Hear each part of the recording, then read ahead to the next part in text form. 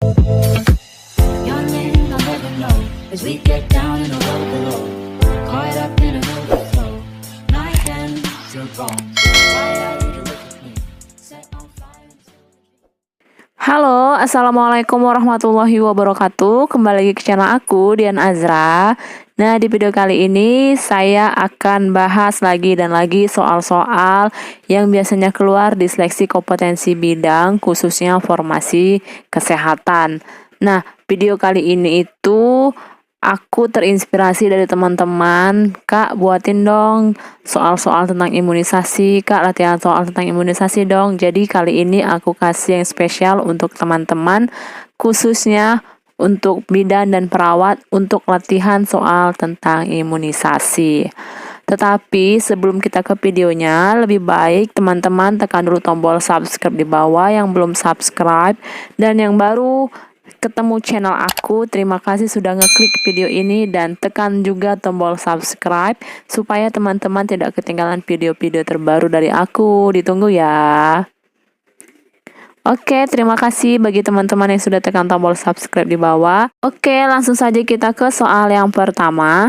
Antingen berupa mikroorganisme yang sudah mati, masih hidup tapi dilemahkan, masih utuh atau bagiannya yang telah diolah, berupa toksin mikroorganisme yang telah diolah menjadi toksoid, protein rekombinan yang apabila diberikan kepada seseorang akan menimbulkan kekebalan spesifik secara aktif terhadap penyakit infeksi tertentu, merupakan pengertian dari A. Imunisasi, B. Sterilisasi, C. Desinfektan, D. Vaksin, dan E. Desinfeksi. Dan jawabannya ialah D. Vaksin.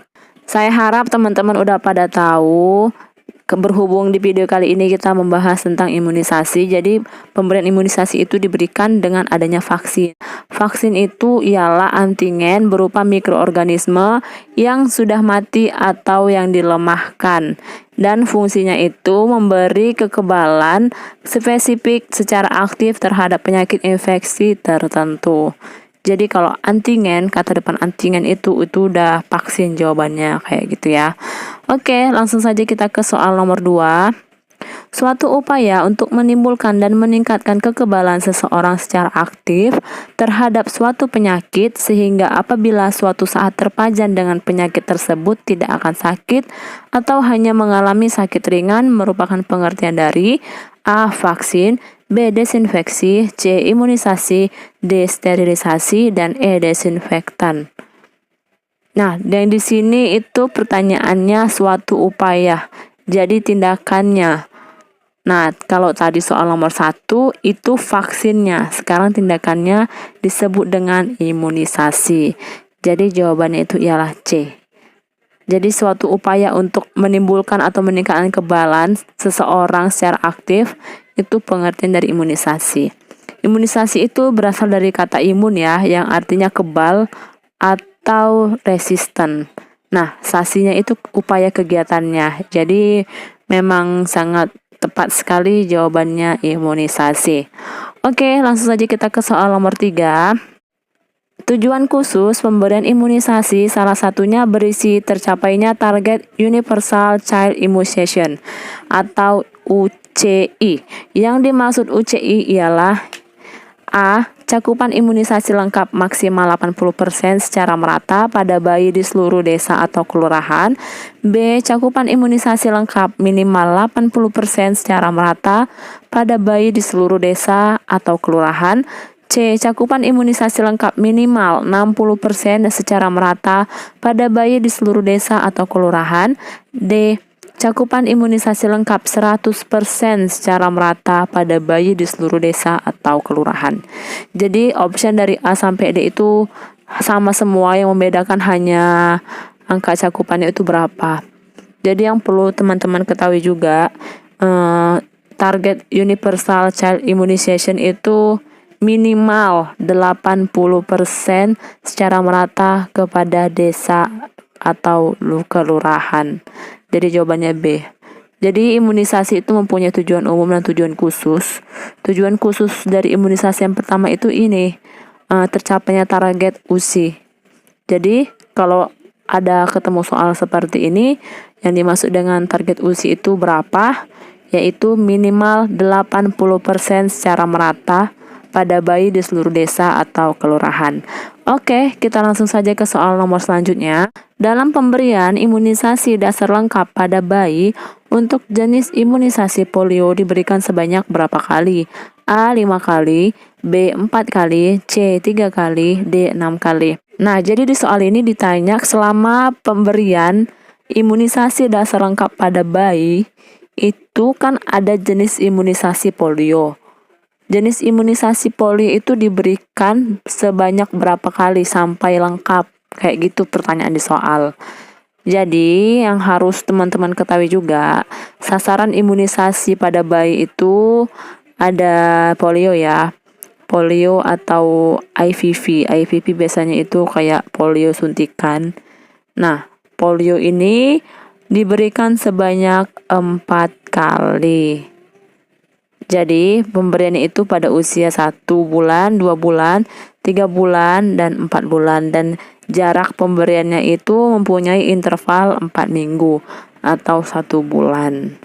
Nah, sedangkan seperti imunisasi lain seperti BCG, dia jumlah pemberiannya hanya 1 kali saat pada sasaran imunisasi pada bayi. Kalau sasaran imunisasi pada bayi untuk jenis imunisasi campak, dia juga cuma 1 kali, yaitu pada usia 9 bulan. Dan untuk jenis imunisasi DPT HB-HIB itu sebanyak 3 kali untuk memenuhi sasaran imunisasi pada bayi, yaitu usia 2 bulan, 3 bulan, dan 4 bulan, dan mempunyai jarak interval 4 minggu. Oke teman-teman, langsung saja kita ke soal selanjutnya. Seorang anak kelas 3 SD ketika di sekolah ada pemberian imunisasi bulan November. Anak tersebut kemungkinan mendapat imunisasi A. TD, B. TT, C. campak, dan D. hepatitis A. Jawabannya itu ialah TD. Jadi teman-teman juga harus ketahui imunisasi itu ada juga imunisasi bias.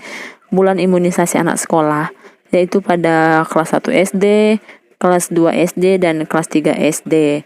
Nah, ketika anak kelas 3 SD itu pemberiannya di bulan November mendapatkan imunisasi TD. Oke teman-teman, langsung saja kita ke soal selanjutnya. Pemberian imunisasi meningitis termasuk golongan imunisasi A. Imunisasi dasar, B. Imunisasi tambahan, C. Imunisasi pilihan, dan D. Imunisasi khusus. Jadi di soal ini pemberian imunisasi meningitis termasuk golongan imunisasi apa? Kayak gitu. Jadi teman-teman, imunisasi itu ada beberapa jenis ya, yaitu imunisasi wajib dan imunisasi pilihan. Nah, imunisasi wajib itu terbagi lagi menjadi 3. Imunisasi rutin, imunisasi tambahan, dan imunisasi khusus. Contoh dari imunisasi khusus itu ialah seperti pemberian vaksin meningitis. Jadi jawabannya itu ialah D ya, imunisasi khusus. Jadi pemberian imunisasi meningitis itu termasuk golongan imunisasi khusus. Jawabannya D. Oke, langsung saja kita ke soal selanjutnya. Seorang bayi perempuan lahir 1 jam yang lalu. Bayi baru lahir akan mendapatnya kekebalan dari ibunya. Maka bayi perempuan tersebut mendapatkan A. Kekebalan aktif alamiah, B. Kekebalan pasif buatan, C. Kekebalan aktif buatan, D. Kekebalan dari serum, dan E. Kekebalan pasif alamiah. Jadi di soal itu ditanya itu ada seorang bayi baru 1 jam yang lalu lahir, dan bayi akan mendapatkan kekebalan dari ibunya. Maka perempuan tersebut mendapatkan kekebalan apa? Jadi teman-teman, kekebalan itu ada 2 ya, kekebalan aktif dan kekebalan pasif. Kekebalan aktif itu perlindungan yang dihasilkan oleh sistem kekebalan seseorang sendiri dan menetap seumur hidup. Sedangkan kekebalan pasif yaitu perlindungan yang diperoleh dari luar tubuh, bukan dibuat oleh tubuh itu sendiri. Sudah jelas ya di soal kali ini itu dari luar, berarti kekebalan pasif. Sedangkan kekebalan pasif itu ada alamiah dan ada buatan. Nah, jadi Apa perbedaan kekebalan pasif dan kekebalan buatan? Kekebalan pasif itu contohnya kekebalan yang didapatkan dari ibu melalui plasenta saat masih berada dalam kandungan, atau bisa jadi kekebalan yang diperoleh dengan pemberian air susu pertama kali atau kolostrum. Nah, sedangkan kekebalan pasif buatan contohnya itu pemberian serum anti bisa ular kepada orang yang dipatuk ular kayak gitu. Jadi untuk di soal kali ini jawabannya itu ialah kekebalan pasif alamiah. Oke teman-teman, cukup sampai di sini latihan soal kali ini.